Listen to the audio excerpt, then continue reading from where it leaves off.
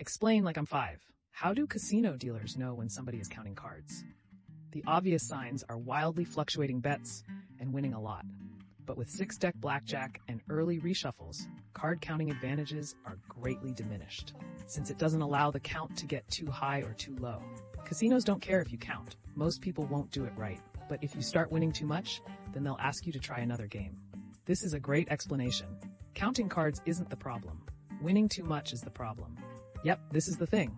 If they start losing money on you consistently, you have to go. You may be accused of card counting, which isn't illegal unless you're using a device, but ultimately the specific strategy you are using is kind of irrelevant. They will ban you because they want people who think they can win, not people who know how to win, which in itself is f***ed up. They're openly only about ripping you off. The dealer typically doesn't. There are other people watching every table and noticing betting patterns and wins versus losses, and how much is won versus lost. When I worked as a blackjack dealer, I would openly count the cards for the players at my table.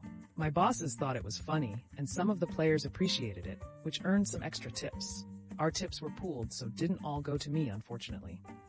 If anything, counting for them made them lose more, because they would feel obligated to bet bigger than normal when we would get to plus 15 to plus 20, with a true count of plus 5 or plus 6. True count is the current count, divided by how many decks are left in the shoe.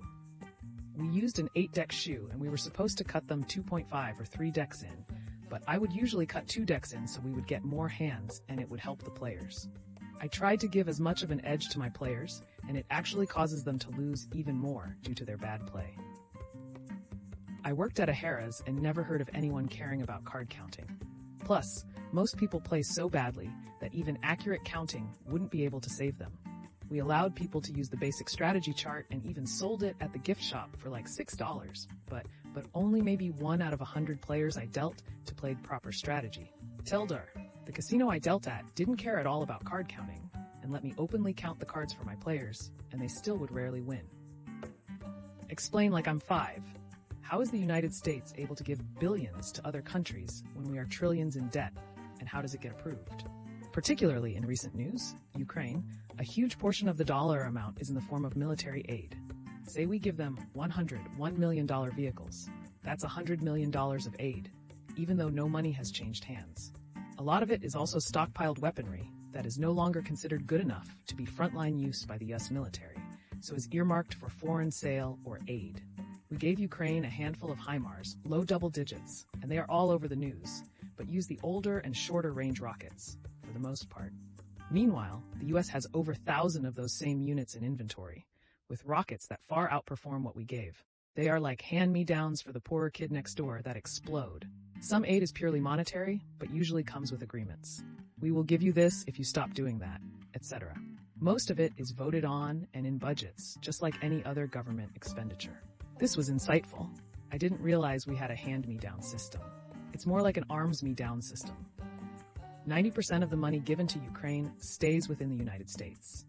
The money is being spent on U.S. weapons manufacturers, etc., paying the salaries and bonuses of thousands of U.S. workers. This simple fact is completely missed by many people. This money isn't just disappearing overseas. It's hard for human to have a sense of scale with this kind of numbers. It can all seem big and impressive. So I'll ratio it to a scale easier to understand.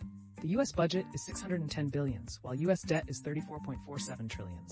If we scale that down to the average salary in the U.S., you are average Joe and you make $60,000 per year. You have a mortgage on a house of $339,000, and you are helping your friend by sending him a few $1,000s. Now, this example is not totally right because the government doesn't taxes their own income. So, average Joe here would have access to their whole $60,000 salary and not just $40-ish thousand like a normal citizen. In addition, since the U.S. is a government and a stable one, their debt have a low interest rate compared to anything a normal citizen would be able to get. Explain like I'm 5. If sugar found in natural fruits doesn't get absorbed quickly by bloodstream due to fiber, then why not companies incorporate fiber to their chocolate so it doesn't spike our blood sugar? Firstly, your initial proposition is not entirely correct. Sugars found in fruit like an apple take a lot of forms, and some of those forms are naturally harder to digest than others, meaning it can take longer for the sugar to be broken down and added to your bloodstream. It is not just because an apple has fiber in it. And it should be noted that fiber is not a single type of thing either. If you eat a fiber supplement to help with constipation, you are eating something very different than what you would find in an apple. Second, there is no strong incentive for a company to avoid blood sugar spikes. Mars doesn't really care if eating a Snickers gives you a sugar rush. There may be some smaller chocolate makers that produce candy specifically for people with dietary concerns who would want a slower sugar rush, but that's all. Mars is trying to make a candy bar that tastes really good and really sweet, and adding things like fiber would change the texture and flavor. So they don't, because they have no reason to. When corporations are altruistic, Nestle, TBH, at this point I've stopped buying chocolate altogether. Check out sourced chocolate/ethical chocolate. I switched my coffee and most of my chocolate consumption to manufacturers with transparent, fair, and sustainable supply chains. I feel better because I don't fund slavery, and the improvement in taste is massive. It would change the feel of the chocolate, and likely its flavor too. As chocolate is a luxury food meant for its flavor texture over any health effects, it is very likely that a chocolate that added fiber would be less popular, and thus less profitable, than a chocolate that doesn't add it. You've just made your chocolate more expensive to make, only to earn less money from it.